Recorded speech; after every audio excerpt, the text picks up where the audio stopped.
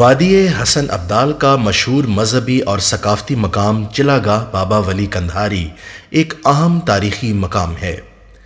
تاہم اس جگہ کی مذہبی اور تاریخی اہمیت سے بہت کم لوگ آگاہ ہیں۔ آئیے ہم آپ کو اس مقام کے بارے میں تفصیلات سے آگاہ کرتے ہیں۔ بابا ولی کندھاری المعروف سخی زندہ پیر 1458 میں افغانستان کے شہر قندھار سے یہاں دین اور مذہب کی تبلیغ کے لیے اس علاقے میں تشریف لائے تھے۔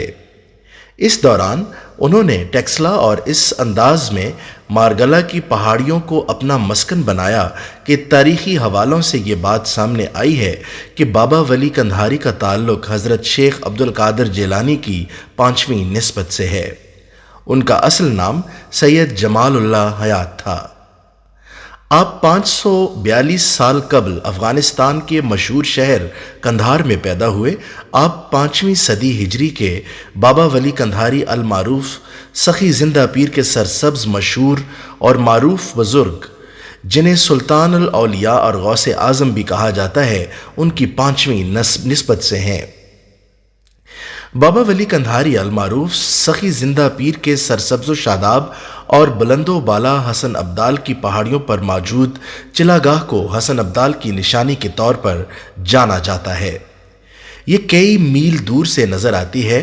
مقامی منتظمین کے مطابق اس چلا گاہ کی انتہائی اہم ثقافتی اور مذہبی اہمیت ہے، کیونکہ اس جگہ پر علماء کرام اور صوفیاء نے اپنے مذہبی اور روحانی منازل طے کی ہیں۔ اس چلا گاہ کو مقامی منتظمین نے انتہائی دلکش نقش و نگار اور ثقافتی رنگوں سے سجایا ہوا ہے۔ یہ چلا گاہ نہ صرف مسلمان عقیدت مندوں کے لیے متبرک ہے، بلکہ بیساکھی کے موقع پر دنیا بھر سے آئے ہوئے بالعموم اور پڑوسی ملک بھارت سے آئے ہوئے یاتری بالخصوص یہاں پہ نذرانہ عقیدت پیش کرنے آتے ہیں، کیونکہ یہاں پر حاضری ان کا دینی فریضہ ہے۔ بابا ولی کندھاری کی عرس کی 3 روزہ تقریبات اس پہاڑی پر ہر سال 7 سے 9 نومبر تک ہوتی ہیں، جس میں ملک بھر سے مرد اور خواتین اپنی عقیدت پیش کرنے کے لیے اس میں شرکت کرتے ہیں۔